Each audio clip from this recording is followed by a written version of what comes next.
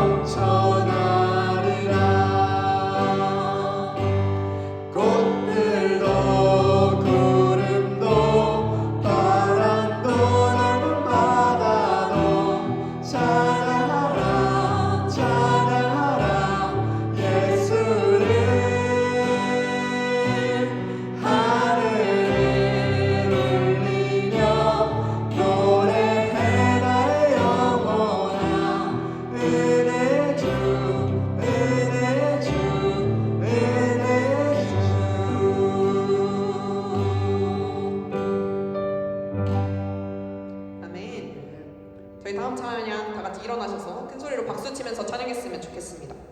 오늘 드럼이 보컬로 섬겨주고 있기 때문에 여러분이 박수를 더 크게 쳐주셔야 돼요.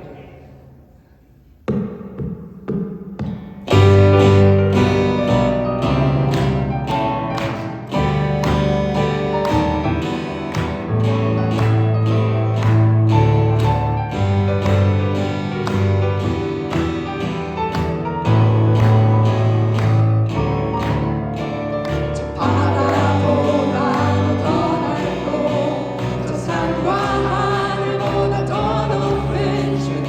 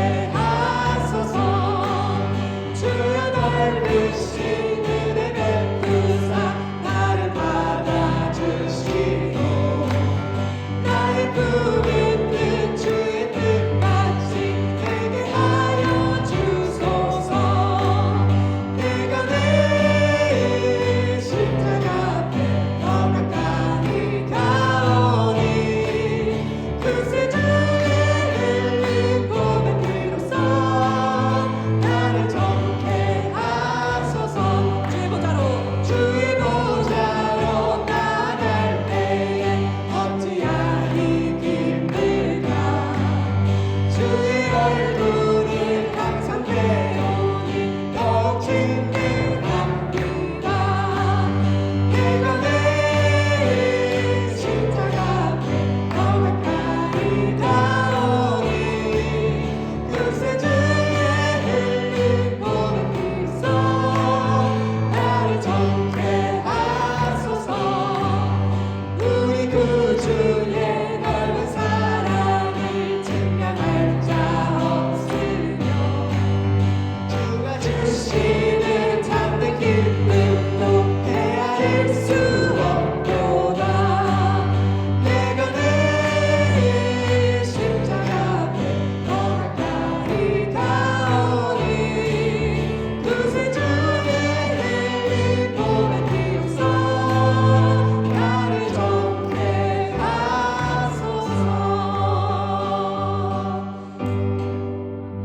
네. 자리에 앉으시겠습니다.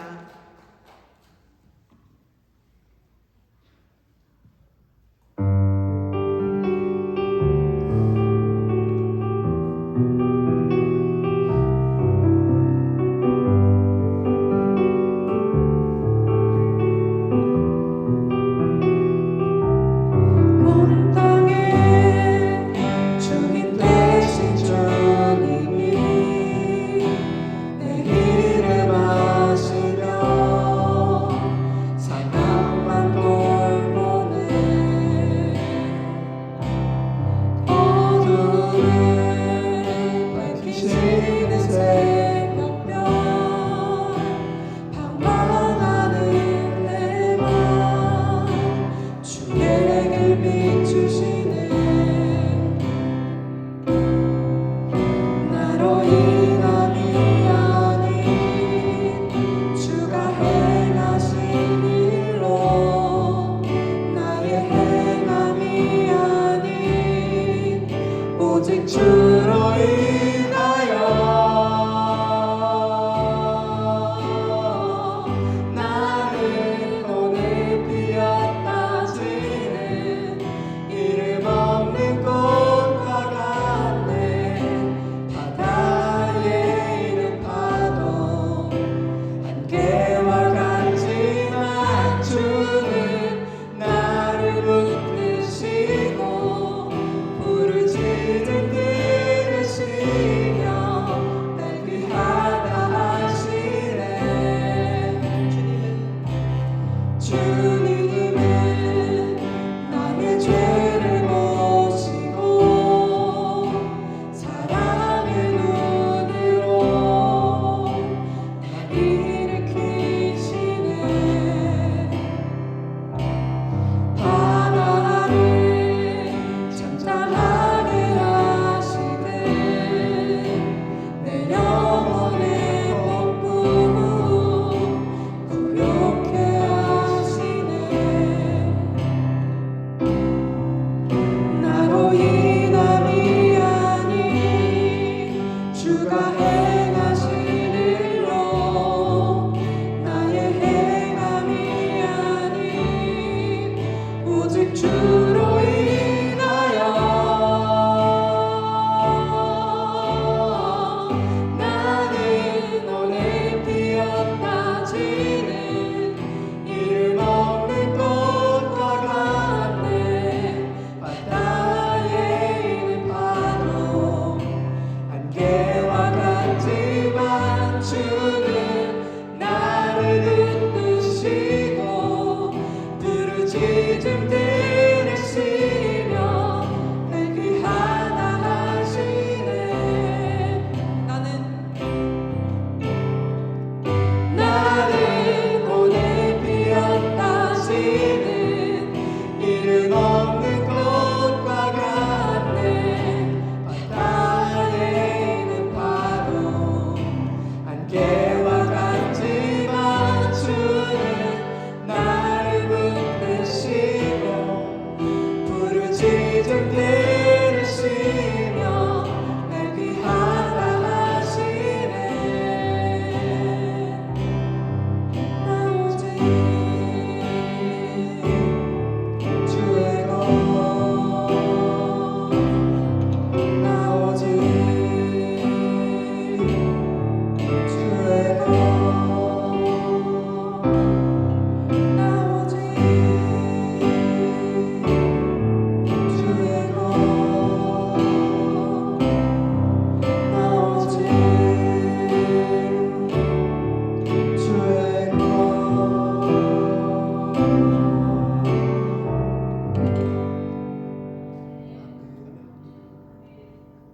마지막으로 함께 부를 찬양 제목 러브레터인데요. 하나님이 저희에게 써주시는 사랑 편지 같은 노래입니다. 가사를 함께 생각하면서 함께 불렀으면 좋겠습니다.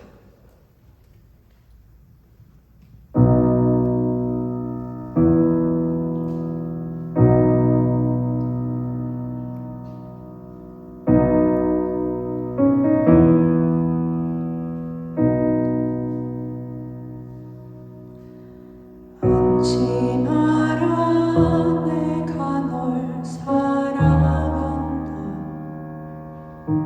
두려워 말아라 내가 다 알고 있다 외로워 말아라 내가 함께한다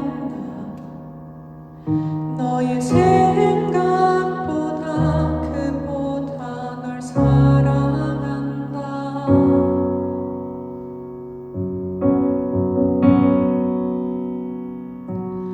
내가 널 얼마나 사랑하는지 나의 모든 것을 걸고 너를 만났고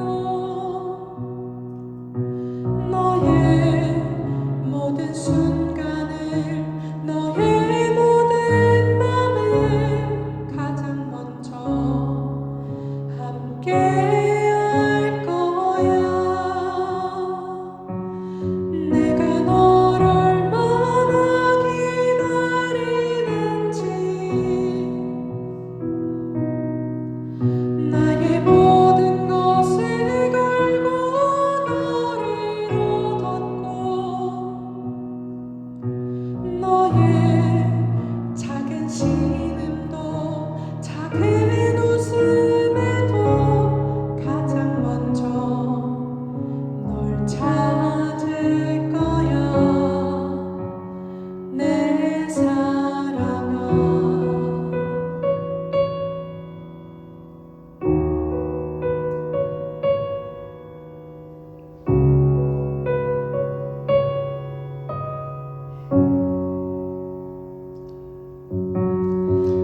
잊지 마라 내가 널 사랑한다 두려워 말아라 내가 다 알고 있다 외로워 말아라 내가 함께한다 너의 생각보다 그보다 널 사랑한다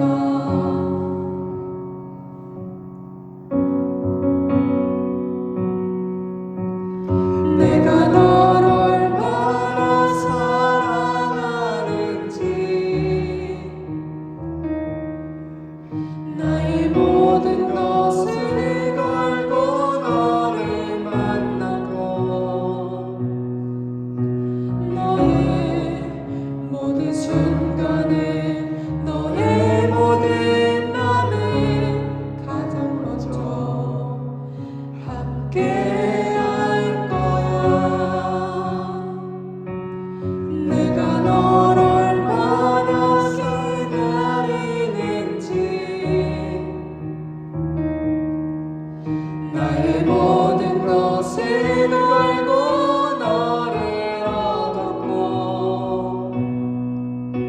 너의 작은 신음도 작은 웃음에도 가장 먼저 널 찾을 거야 내가 널 얼마나 사랑하는지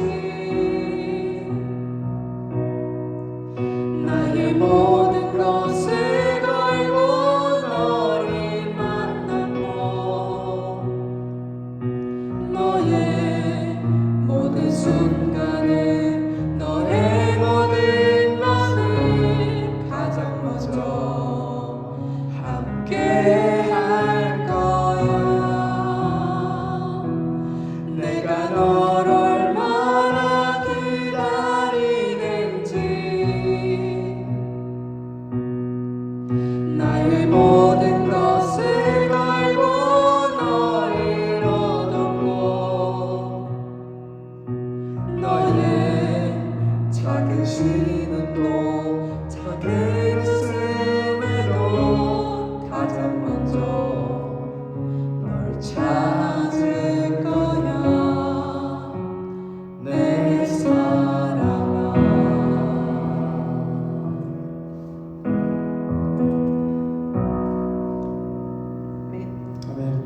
목사님 나오셔서 예배를 위하여 기도해 주시겠습니다.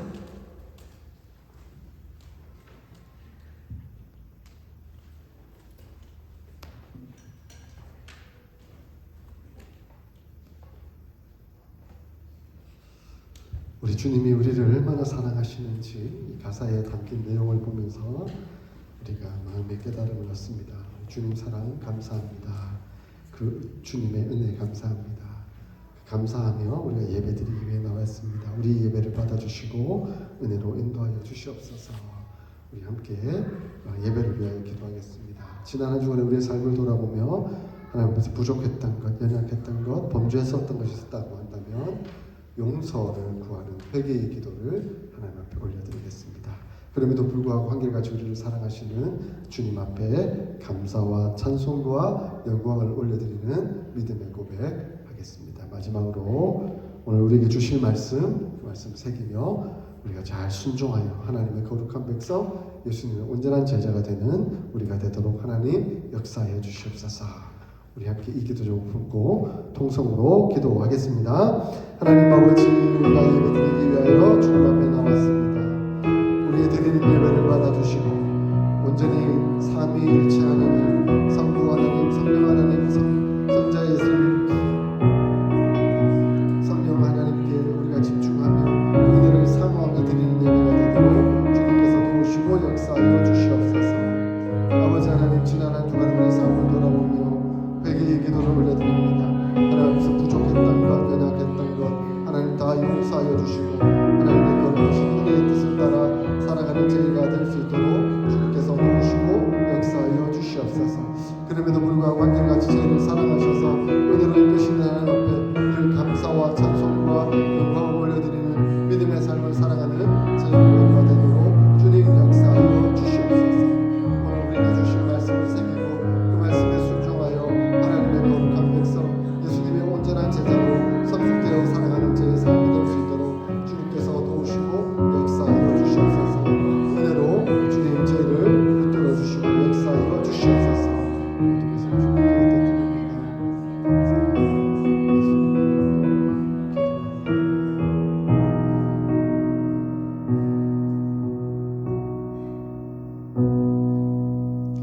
우리의 신앙 고백 올려드리겠습니다. 성부 하나님을 믿습니까?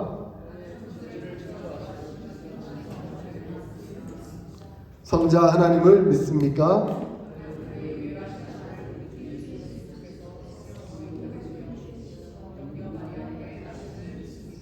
성자 하나님이 우리의 구원을 위해 하신 일을 믿습니까?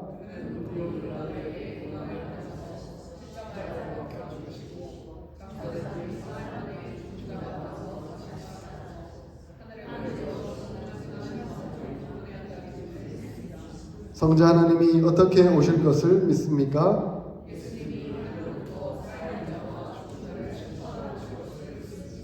성령 하나님을 믿습니까?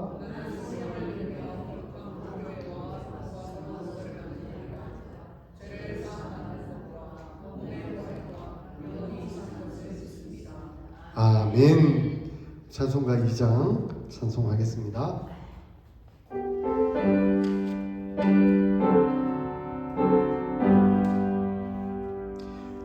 찬양 성부 성자 성령 성삼위일체께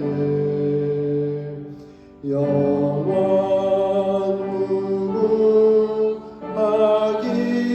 무궁하기까지 영광을 돌리세. 영광을 돌리. 한 번 더 찬양할까요? 찬양 성부 성자 성령. 찬양 성부 성자 성령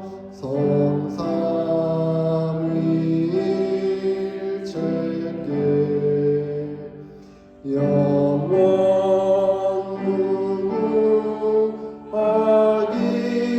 무궁하기까지 영광을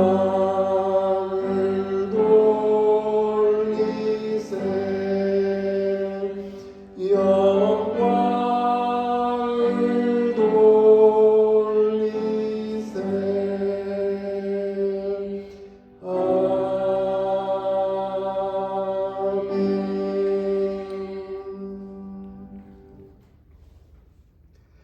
살아계셔서 역사하시는 아버지 하나님, 은혜와 사랑을 감사합니다. 어신 사랑의 교회의 모든 성도들이 주님 은혜 가운데 살다가 주의 날이 되매 주님 앞에 나와 예배드릴 수 있도록 인도하여 주셔서 감사합니다. 우리 사랑하는 모든 성도들이 한마음 한뜻 되어 영과 진리로 드리는 예배가 되도록 주관하시고 역사하여 주시옵소서. 그러함으로 이 예배를 통하여 하나님께는 영광이요 우리에게는 한없는 은혜와 평안이 있는 예배가 되도록 하나님 도우시고 역사하여 주시옵소서. 우리 사랑하는 성도들 한 분 한 분 주님 은혜 가운데 눈동자같이 지켜주시고 평안과 기쁨으로 살도록 주관하시며 역사하여 주시옵소서. 출타하신 성도들 하나님 지켜 보호하여 주시고 그 출타하신 목적을 하나님 잘 이루고 건강하게 돌아올 수 있도록 하나님 지켜 인도하여 주시옵소서. 아버지 하나님, 우리 학업을 감당하는 사랑하는 자녀들 하나님 지켜 보호하여 주시고 그들에게 지혜와 명철을 더하여 주셔서 감당하는 모든 학업들 최선을 다해서 열심을 낼 때에 하나님 모든 것 성취에 있어서 하나님 기쁨으로 이룰 수 있도록 주님 도우시고 역사하여 주시옵소서. 그들이 꿈꾸고 하나님 앞에서 희망하는 모든 일들이 은혜 가운데 이루어질 수 있도록 도와주시고 그러므로 그 모든 된 일이 자신으로 말미암아 된 것이 아니요 하나님께로 주신 은혜로 말미암아 된 것임을 고백하며 기뻐하며 감사할 수 있도록 하나님 역사하여 주시옵소서. 하나님 우리 모든 성도들 하는 모든 사업 하는 모든 일들 주관하여 주시고 역사하여 주시옵소서. 피곤치 않도록 도와주시고 하는 그 모든 일들에 하나님 주관하시고 역사하여 주심으로 말미암아 형통함이 있도록 주님 역사하여 주시옵소서. 그러므로 그 사업을 통해 복을 받게 하여 주시고 가정이 경제적으로 안정을 누릴 뿐만 아니라 하나님 우리 교회도 함께 복을 받고 주님의 은혜를 누릴 수 있도록 하나님 역사하여 주시옵소서. 모든 것이 주님께로부터 왔음을 고백하며 기뻐하고 감사하고 또한 주님께 드릴 수 있는 제 모두가 되도록 하나님 인도하여 주시옵소서. 아버지 하나님, 오늘 우리에게 주실 말씀 우리가 새겨봅니다. 그 말씀 저희 마음에 잘 간직하여 순종하게 하시고 순종하는 대로 하나님께 영광이 되게 하시며 하나님의 자녀로서 거룩한 삶을 살아갈 수 있도록 인도하여 주시옵소서.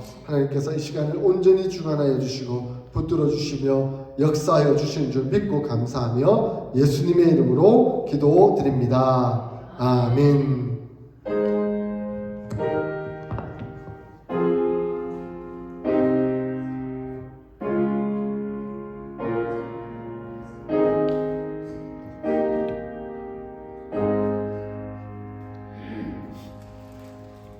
오늘 우리에게 주시는 하나님의 말씀은 마태복음 5장 43절에서 48절까지 말씀입니다.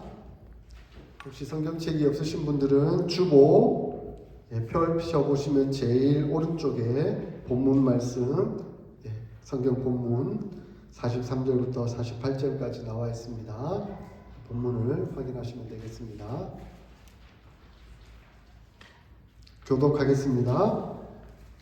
또 내 이웃을 사랑하고 내 원수를 미워하라 하였다는 것을 너희가 들었으나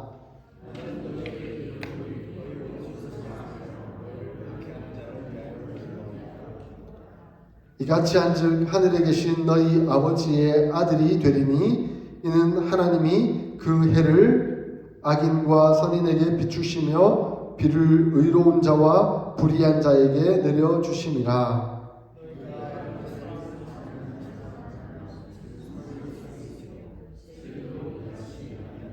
또 너희가 너희 형제에게만 무난하면 남보다 더한 것이 무엇이냐? 이방인들도 이같이 아니하느냐?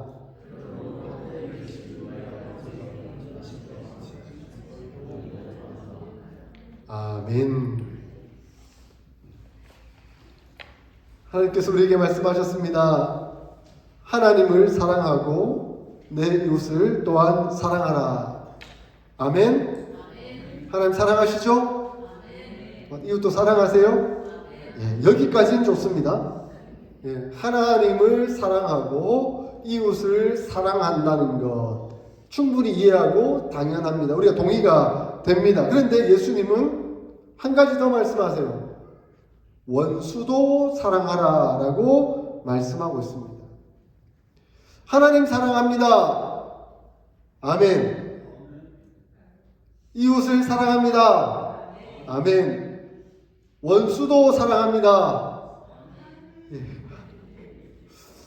참 쉽지 않은 고백인 것 같습니다. 우리 한국에 옛날 속담이 있죠. 원수는 외나무 다리에서 만난다라는 말이 있습니다.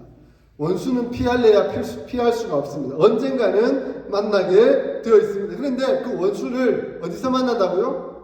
피할 길이 없는 바로 그 길에서 만나게 되어 있다라는 겁니다.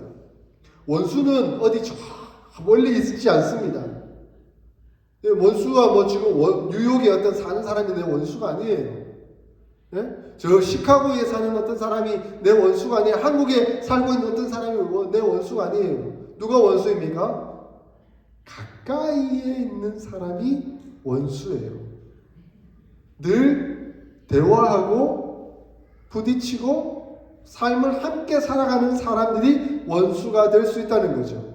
왜냐하면 나와 관계없는 사람이 내가 원수가 될 리가 없으니까요. 우리 대한민국의 가장 원수된 나라들이 다 멀리 있나요? 북한, 일본, 중국 다 가까이 있는 나라들이 부딪히고 싸우고 하잖아요. 저 멀리 미국, 유럽 뭐 별로 대한민국과 상관이 없어요. 그죠? 그러니까 늘 가까이에서 부딪히고 가까이에서 자기 이익과 유익을 더 누리려고 하다 보니까 싸움이 생기고 문제가 생기고 원수가 되는 상황이라는 것이죠. 그런데 예수님은 그 원수를 사랑하라 라고 말씀하고 있습니다. 동의가 되세요? 감정적으로는 마음적으로는 이해가 되지 않지만 어쨌든 예수님의 말씀이니 한번 새기면서 순종하도록 노력해 보겠습니다 라고 생각하게 됩니다. 예수님 뭐라고 말씀하시죠? 43절에 내 원수를 미워하라 하였다는 것을 너희가 들었으나 라고 말씀합니다. 아니 이 말씀을 도대체 제자들은 어디에서 들었을까요? 어디에서 내 원수를 미워하라 라는 말을 들었을까요? 구약 성경에서요? 아니 구약 성경에서는 내 원수를 미워하라 라고 말씀하신 적이 없어요.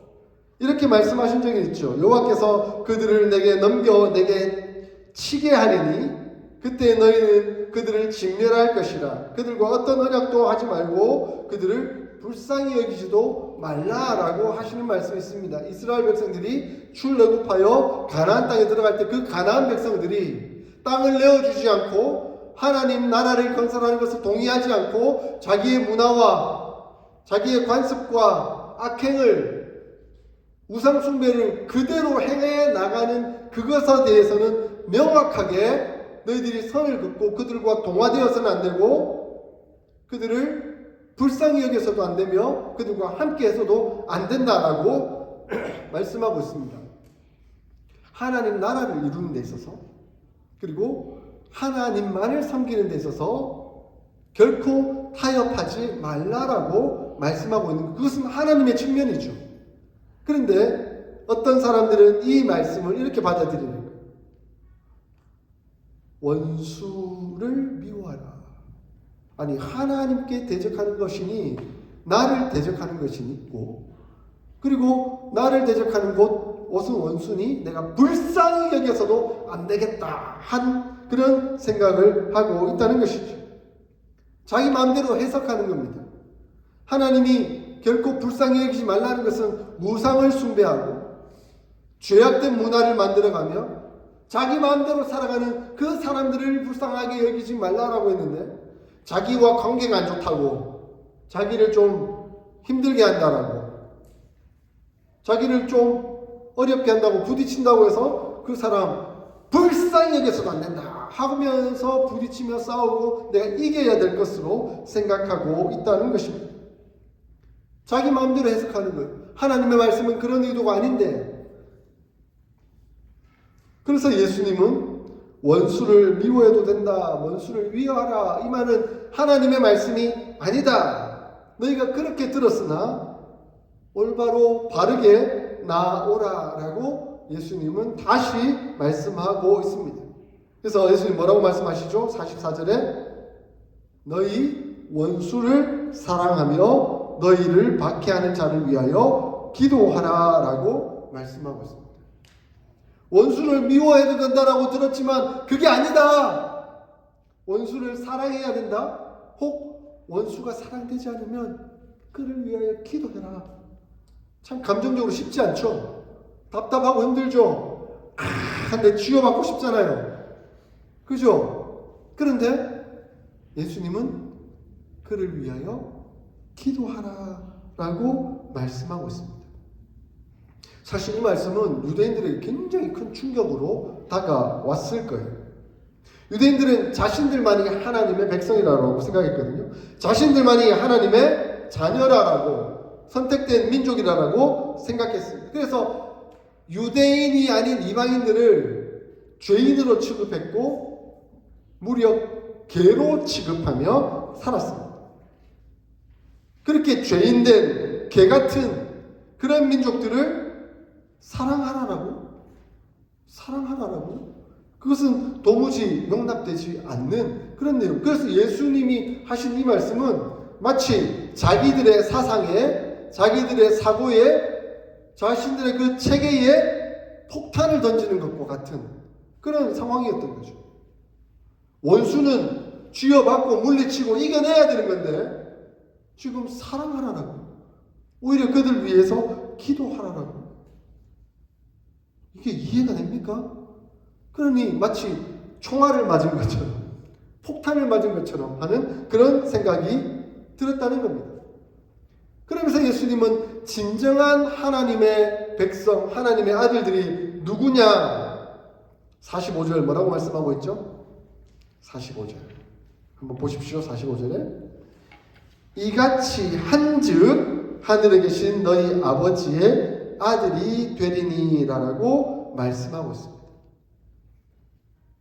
사랑하는 여러분 하나님의 자녀가 되었습니까? 아멘. 우리는 하나님의 자녀가 되었습니다. 그런데 오늘 본문에 예수님이 이렇게 말씀합니다. 이같이 하면 너희가 하늘에 계신 너희의 아버지의 아들이 된다라고 말씀하고 있습니다. 이것은 한편으로 보면 지금 너희가 하나님의 이렇게 해야만 하나님의 자녀가 된다라는 그런 측면의 말씀이 아니라 너희가 이미 하나님의 자녀가 되었다라고 한다면 하나님의 자녀로서의 그러한 삶의 태도와 형태가 드러나야 하는데 그것이 무엇이냐면 원수까지도 사랑할 수 있는 그 마음이 바로 하나님의 자녀가 된 모습이다 라고 가르치고 있다는 겁니다. 여러분 하나님을 아버지로 모시고 계세요? 하나님을 사랑하세요? 그러면 그 하나님 아버지의 뜻을 존중하고 그 하나님 아버지의 뜻을 따르며 살아가려고 노력하지 않겠습니까? 비록 내 마음, 내 생각, 내 감정은 거기가 참 동의가 되지 않고 저거 지받고 싶지만 하나님이 사랑하라 하셨으니 아버지 되신 하나님이 그를 존중하고 도와주고 이끌어 주라고 하셨으니 내 뜻은 다 내려놓고 아버지 뜻대로 내가 살아보겠습니다 하는 것이 자녀된 도리의 진정한 모습과 태도 아니겠습니까? 그것이 하나님의 자녀의 모습인 것이죠. 그럼 하나님의 뜻은 무엇입니까? 하나님의 뜻은 무엇입니까? 하나님은 모든 사람을 사랑하십니다.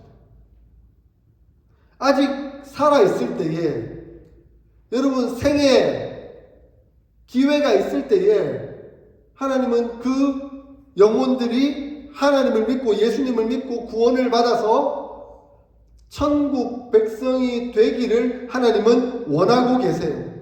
그래서 살아있는 동안 기회가 있는 동안 인간이 가진 자유의지를 들여서 스스로 하나님을 배격하거나 하나님 멀리 떠나서 하나님 원수 삼지 아니하고 예수님으로 말미암아 그 하나님과의 관계가 회복되어 하나님 은혜 속에 나아오기를 하나님은 기다리고 계신다는 것이죠.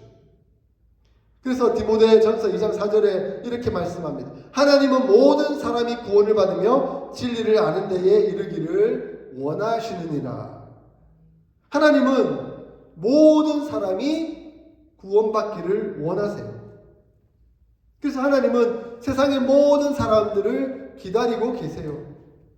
그래서 하나님은 안타까운 마음으로 떠나간 탕자를 기다리는 그러한 심정으로 내 아들이, 내 자녀가 지금 나를 멀리 떠나 지금 저 타락된 세상에 가 있는데 다시금 돌아오기를 원한다 하는 그런 간절한 마음을 하나님 아버지는 가지고 계신다는 것이죠. 그래서 아무리 타락된 사람, 죄인이라 할지라도 하나님은 포기하지 아니하시고 여전히 기다리고 계십니다. 그래서 오늘 본문의 말씀은 뭐라고 말씀합니까? 45절에 하나님이 그 해를 악인과 선인에게 비추게 하시며 비를 의로운 자와 불의한 자에게 내리우십니다. 하나님은 여전히 삶의 기간 동안 생애를 누리고 있는 동안에는 그 사람에게 동일하게 해를 비추어 주시고 비를 내려주시고 공기를 마시게 하시며 음식을 먹게 하시며 은혜로 살아갈 수 있는 그 여정을 허락해 주셨다는 거예요. 하나님께로 돌아온 사람이 아니라 할지라도 여전히 아직 돌아오지 못한 사람이라 할지라도 하나님은 그들에게 동일한 기회와 동일한 사랑과 동일한 은혜를 계속해서 베풀어 주고 계신다라고 말씀합니다. 그래서 하나님은 누구도 사랑하셔서 구원하시기를 원하세요. 그런데 우리는 이미 선입견으로 딱 낙이 찍어서 저 사람은 안 돼. 저 인간은 나와 원수니까 저 인간은 안 돼. 저 인간은 제껴. 저 인간은 저주받아 마땅하고 저 인간은 지옥에 갈 거야. 이미 그렇게 판단하고 있는 것은 하나님 앞에서 옳지 않은 일인 것이죠. 그러므로 우리도 하나님의 마음을 품기를 소원합니다. 모든 사람이 구원받기를 원하시는 그 하나님의 심정을 우리도 품기를 소원합니다. 그래서 원수가 되었다 할지라도 내 마음에 들지 않는 답답하고 힘든 사람이라 할지라도 저 사람도 하나님이 사랑하셔. 하나님이 저 사람도 구원받기를 원하셔 하며 그 하나님의 마음을 품을 수 있기를 소원합니다. 그러면서 너희가 하나님의 자녀라고 한다면 바로 이러한 구별된 삶을 살아야 된다라고 말씀하고 있습니다. 46절을 보십시오. 너희가 너희를 사랑하는 자를 사랑하며 무슨 상이 있으리요? 세리도 이같이 아니하느냐? 나를 사랑해 주는 사람 사랑하는 거 당연하죠. 그거는 세리도 그렇게 합니다. 세리는 누구죠? 당시 세리는 오늘날 세관 직원과 같은 사람들이 아닙니다. 예수님 당시 세관 직원들은 그야말로 경멸의 대상이었습니다. 한마디로 매국노라고 표현이 되었던 사람, 나라를 팔아먹은 사람들. 그러니까 당시의 세리들은 로마 정부의 앞잡이로서 로마 정부가 원하는 세금을 강제로 걷었을 뿐만 아니라 로마 정부에 바칠 돈 이외에 더 많이 걷어서 자기의 재산으로 착복하던 나쁜 사람들이었다는 것이죠. 그래서 유대인들은 정말 이 세리들을 인간 취급 안 했어요. 그들의 권력에 의해서 끌려갈 수밖에 없었지만 그들을 굉장히 싫어했어요. 굉장히 이기적인 사람들이 세리. 그런데 그 세리들도 사랑할 줄 알아요. 누구를 사랑하죠? 자기를 좋아하는 사람, 자기를 사랑하는 사람. 그렇게 매국노, 눈물도 피도 없는 사람처럼 보이는 그러한 인간들도 자기를 사랑하는 사람은 사랑할 줄 안돼요. 근데 그것은 당연한 누구나 하는 일이라는 겁니다. 그런데 예수님은 하나님 나라를 살아가는 하나님의 백성이라고 한다면 적어도 내 마음에 들지 않는다 할지라도, 내 감정대로 되지 않는다 할지라도 그 사람을 따돌리지 아니하고 왕따시키지 아니하고 감싸주고 보듬어주고 도와주고 이끌어주고 하는 그런 삶으로 나아와야 되는 것 아니냐라고 묻고 계십니다. 그래서 유대인들을 향해서 너희들은 하나님의 자녀라고 너희들 고백하고 있지만 실제 너희의 삶과 행동은 전혀 세리와 다를 바가 없는 사람들이다. 너희 좋아하는 사람만 좋아하고 너희 사랑해주는 사람만 사랑하고 좀의 마음만 안 들면 배척하고 왕따시키고 공격하고 함부로 대하고 하는 똑같은 죄인의 모습이지 않느냐라고 예수님은 그들에게 말씀하고 있습니다. 47절에 너희가 너희 형제에게만 무난하면 남보다 더한 것이 무엇이냐? 이방인들도 이와 같이 하지 않느냐? 자기 좋은 사람한테만 인사하고, 그죠? 이방인들도 다 그렇게 해요. 유대인들만 그렇게 하는 게 아니라 이방인들도 다 그렇게 해요. 교회 밖에 나가 보세요. 다 똑같아요. 세상 사람들, 자기하고 친한 사람, 자기하고 좋아하는 사람 다 인사하고 반갑게 인사하고 좋아하고 합니다. 교회 안에 있는 우리 교회 안에서만 웃고 방금 세상 나가자마자 인사 팍 쓰고 인사도 안 하고 뭐 어떻게 굴고 그렇게 하면 그리스도인 된 게 무슨 차이가 있냐는 거예요. 이방인들과 무슨 다른 점이 있냐는 거예요. 예수님 우리에게 묻고 계시는 거죠.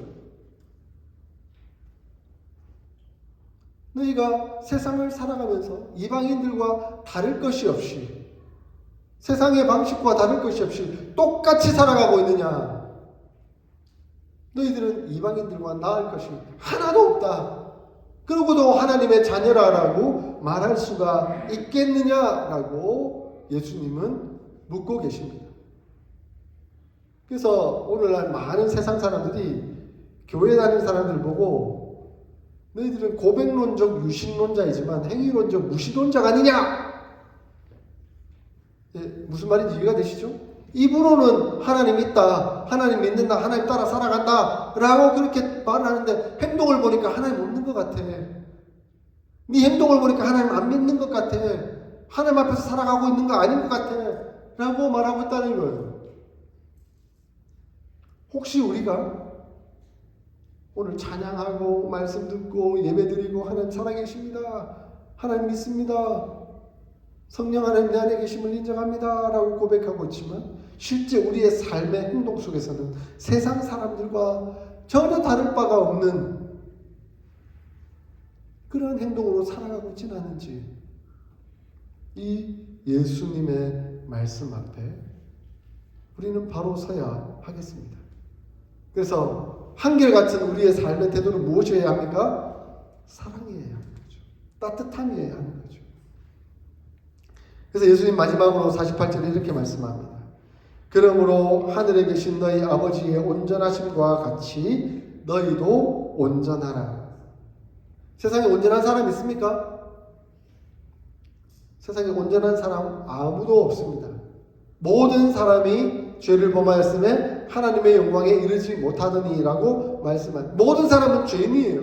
우리가 완전한 사람이 될 수 없죠. 의인이 될 수가 없죠. 그러나 하나님은 우리가 완전한 사람, 의인, 온전한 사람이 될 수 없음을 아셨기에 우리의 죄를 대신하여 예수 그리스도를 보내주시고 우리를 위하여 십자가에 못 박혀 죽게 하심으로 우리의 죄를 용서하시고 우리로 하여금 온전한 사람 되도록 이끌어 주시고 주관해 주셨습니다. 그러면 우리가 온전한 것이 아니라 우리를 덮고 계신 예수 그리스도가 온전하신 것이죠. 그러므로 예수 그리스도와 함께하고 있는 우리는 온전한 사람 되었고 하나님 자녀 되었고 하나님 자녀답게 살아가려고 하는 성령의 인도하심을 따라 삶의 태도나 모습으로 그러한 삶을 살아갈 수 있게 된 것이죠. 그럼 우리로서는 온전할 수 없죠.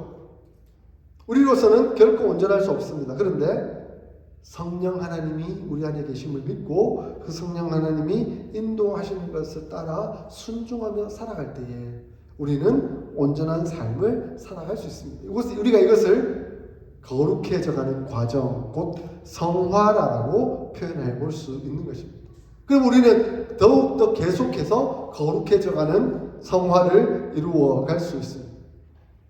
그럼 우리가 더욱더 온전해 갈 수 있는 가장 좋은 방법이 무엇입니까? 오늘 성경 본문은 계속해서 우리를 무엇하라라고 말씀하고 계시죠?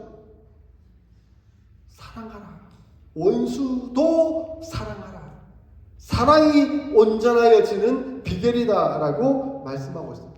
너희가 하나님의 사랑을 받고 하나님의 자녀가 되었지 않느냐? 그러한 하나님의 사랑으로 너희가 하나님의 자녀가 되었다면 너희도 하나님의 사랑을 본받아 사랑하라라고 말씀합니다. 그렇게 사랑함으로써 너희가 하나님의 자녀인 것과 너희가 사랑함으로써 예수 그리스도의 제자라는 것이 드러난다라고 말씀하고 있습니다. 그래서 요한복음 13장 35절에 예수님이 이렇게 말씀하십니다. 너희가 서로 사랑하면 이로써 모든 사람이 너희가 내 제자인 줄 알리라. 너희가 서로 사랑하면 바로 너희가 내 제자인 줄 세상 사람들이 보게 될 것이다 라고 말씀하고 있습니다. 어떻게 원수를 사랑할 수 있겠습니까? 쉽지 않죠. 감정적으로 되지 않죠. 이성적으로 되지 않죠. 근데 하나님은 그러한 사랑을 의지적으로 보여주셨습니다. 죄인된 우리를 어떻게 하나님 사랑하실 수 있겠습니까? 그런데 하나님은 우리를 사랑하셔서 우리를 회복하시기 위해서 친히 독생하신 아들을 우리를 위하여 내어주셨습니다. 우리가 아직 죄인 되었을 때 그리스도께서 우리를 위하여 죽으심으로 하나님께서 우리에 대한 자기의 사랑을 확증하셨느니라. 하나님은 독생하신 아들 예수 그리스도를 직접 내어주심으로 사랑을 표현하셨습니다. 그리고 그 예수님은 제자들을 사랑하시되 끝까지 사랑하시고 십자가에 못 박혀 죽으셨습니다. 그리고 그 제자들은 처음에는 예수님을 배신했지만 그 사랑을 깨닫고 사랑이 사랑으로 바뀌어져 갔습니다. 그리고 그 사랑으로 또한 제자들을 길러냈습니다. 그 제자들이 제자들을 길러내고 제자들이 제자들을 길러내며 세상의 폭압과 세상의 핍박과 심지어 죽이는 그 상황 속에서도 끝까지 사랑을 견지하여 로마를 무너뜨리는 역사를 이루어 냈습니다. 기독교가 어떻게 로마를 무너뜨릴 수 있었죠? 힘으로 무너뜨렸습니까? 능력으로 무너뜨렸습니까? 사랑으로 무너뜨린 거죠. 로마가 기독교를 국교로 삼은 것은 그 사랑 때문에 받아들이게 된 것이죠. 원수를 어떻게 사랑할 수 있겠습니까? 우리나라에 참 아픈 역사가 있었습니다. 1945년에 일제로부터 해방을 되었죠.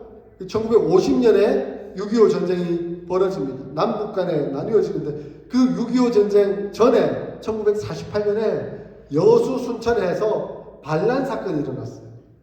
그때 남쪽은 자유대한민국, 북쪽은 북조선인민공화국이라는 공산화되는 상황 가운데 남쪽에서도 공산화를 원했던 수많은 사람들이 있었어요. 근데 그 사람들이 모여서 여수와 순천에서 반란 사건을 일으켰어요. 그때 이 공산하는 그 사람들이 고등학교를 돌아다니면서 공산화에 반대하는 사람들을 잡아내서 척결을 하는 거예요. 근데 공산화를 반대하는 사람의 핵심은 누구냐? 기독교인들이거든.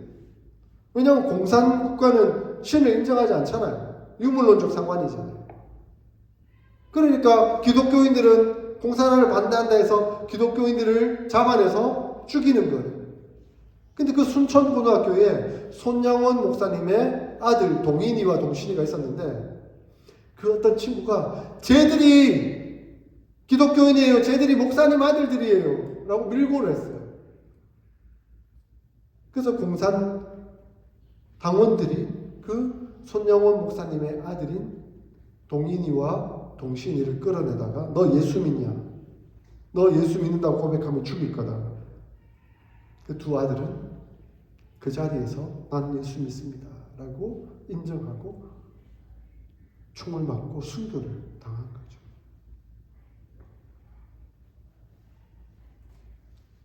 이 소식을 들은 아버지 손양원 목사님 얼마나 큰 고통이었겠습니까? 차라리 내가 죽었으면 좋았을 것을.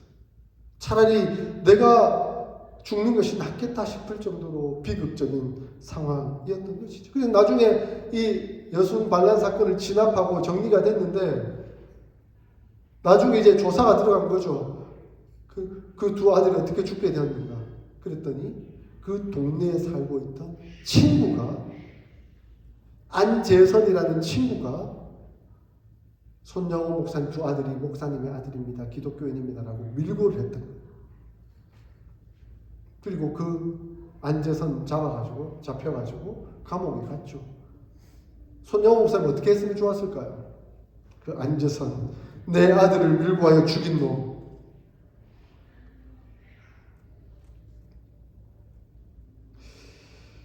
그때 손영호 목사님은 장례식에서 이렇게 선언을 하셨습니다. 하나님께서 두 아들을 순교자로 삼으신 것은 감사할 따름입니다. 그리고 내 아들을 죽게 만든 그 청년 안재선을 사랑으로 용서하고 내가 그를 양아들로 삼겠습니다. 라고 고백을 합니다. 실제로 목사님은 감옥에 있던 안재선을 석방시켜서 자신의 아들로 받아들이고 먹여주고 재워주고 키워줍니다. 기도하며 사랑으로 그를 돌보았습니다. 원수도 사랑하라. 원수도 사랑하라. 피상적인 말이 아닙니다. 실제 이 말씀에 순종한 사람이 있었습니다. 바로 손양원 목사님입니다. 사람의 힘으로는 결코 될 수 없는 것이죠. 그런데 성령 하나님의 힘으로 하나님의 말씀을 붙들고 하나님의 말씀에 순종하겠습니다 하고 손양원 목사님은 그렇게 고백하며 따라갔던 것이죠. 어떻게 원수를 사랑할 수 있을까요? 예수님처럼 죽으면 아니면 손양호 목사님처럼 그런 위대한 일을 하면 원수를 사랑하는 것일까요? 그런 상황까지 안 되는 게 좋겠죠. 그죠? 그런데 일단 우리 삶 속에서 간단한 것부터라도 원수를 사랑하는 행동을 한번 취해봤으면 좋겠습니다. 두 가지입니다. 한 가지는 보복하지 않기. 보복하지 않기. 원수 갚는 것은 하나님께서 갚아주실 것이다 라고 믿고 하나님께 맡겨드리는 겁니다. 그런데 보복하는 사람들의 특징 중에 하나가 뭐냐면 자기 기분 나쁘면 말로 바로 쏘아붙여요. 말로 바로 보복이 들어옵니다. 어떤 사람이 실수를 하잖아요. 실수를 용납하지 않아요. 바로 받아칩니다. 보복하는 거죠. 이거부터 내려놓아야 합니다. 그래서 혹 내 마음에 안 드는, 지금 내 감정을 상하게 하는, 좀 힘들게 하는 그런 상황이 벌어졌다 할지라도 그것을 말로 표현해서 보복하지 않는 것이 좋습니다. 그것이 원수도 사랑하라라는 것에 대한 단순한 실천입니다. 제가 우리 아내에게 해야 할 실천 내용이기도 합니다. 뭔가 기분 나쁜 말을 딱 들으면 바로 막 쏟아붓는 그런 잘못된 행동들이 저희 습성 가운데 나오고 있더라고요.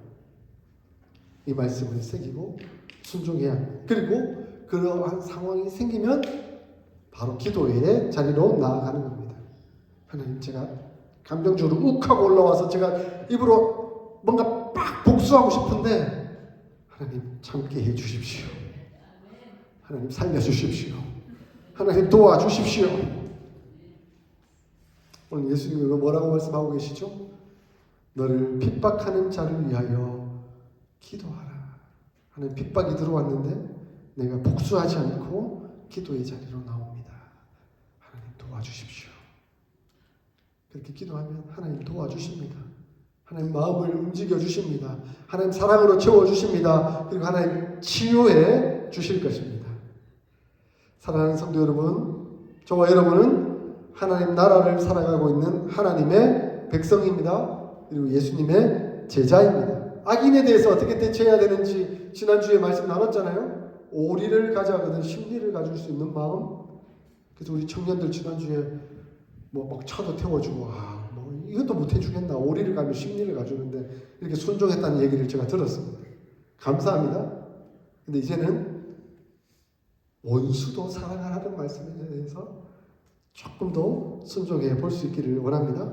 그래서 이 땅 가운데 살아가지만 세상과 같이 살지 않고 하나님 나라를 살아가고 하나님의 백성의 모습이, 예수님의 제자의 모습이 어떠한지 하는 것을 보여줄 수 있는 저와 여러분들이 다 될 수 있기를 주의 이름으로 축원합니다. 아멘. 조용히 눈을 감고 오늘 들은 말씀 한번 새기면서 기도했으면 좋겠습니다. 자꾸 욱하고 올라와요. 원수는 멀리 있지 않고 가까이 있습니다. 근데 그 원수에게 자꾸 복수하고 싶은 마음이 듭니다. 그때마다 하나님께 맡겨드리고 원수를 사랑하라 하신 그 말씀을 새기며 순종하며 살기를 원합니다. 그리고 그러할 때마다 더욱더 기도함으로 살게 하시고 그것을 통해 하나님의 자녀인 것과 예수님의 제자인 것을 보여주는 은혜의 삶을 살아가도록 역사하여 주시옵소서. 우리 함께 이 말씀 품고 통성으로 기도하겠습니다. 하나님 아버지 감사합니다. 이 말씀을 들었습니다. 하나님 이 말씀 앞에 저희가 무릎 꿇고 순종할 수 있도록 도와주시옵소서. 원수를 사랑하라. 지금 감정적으로 지식적으로 되지 않지만 하나님 말씀을 새기고 그 말씀에 따라 의지적 결단을 들어 순종하는 제 삶이 될 수 있도록 주님께서 도와주시옵소서. 그래서 하나님 사랑에 동참하여 온전하여짐을 하나님의 백성으로 예수님의 제자로 살아가는 저의 삶이 될 수 있도록 주님 주관하시고 역사해 주시옵소서. 은혜로 이끌어 주시옵소서. 인도하여 주시옵소서.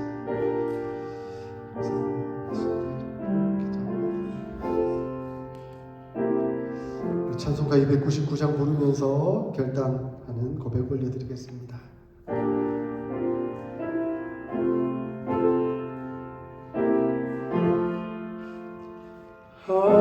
하나님 사랑은 온전한 참 사랑 내 맘에 부어 주시사 충만케 하소서. 내 주의 참 사랑 햇빛과 같으니 그 사랑 내게 비추사 뜨겁게 하소서. 그 사랑 앞에는 풍파도 그치며 어두운 밤도 완하니 그 힘이 크도다. 하나님 사랑은 온전한 참 사랑 내 맘과 영에 채우사 새 힘을 주소서. 아멘.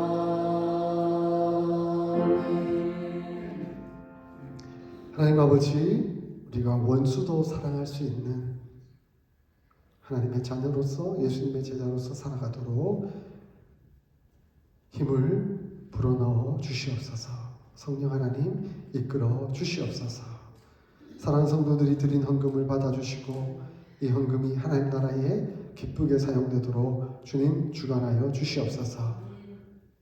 너희는 먼저 그의 나라와 그의 의를 구하라. 그리하면 이 모든 것을 너희에게 더하시겠다 하신 하나님의 그 약속의 말씀이 우리의 삶에, 우리의 가정에, 우리의 사업에 이루어지도록 인도하여 주시옵소서.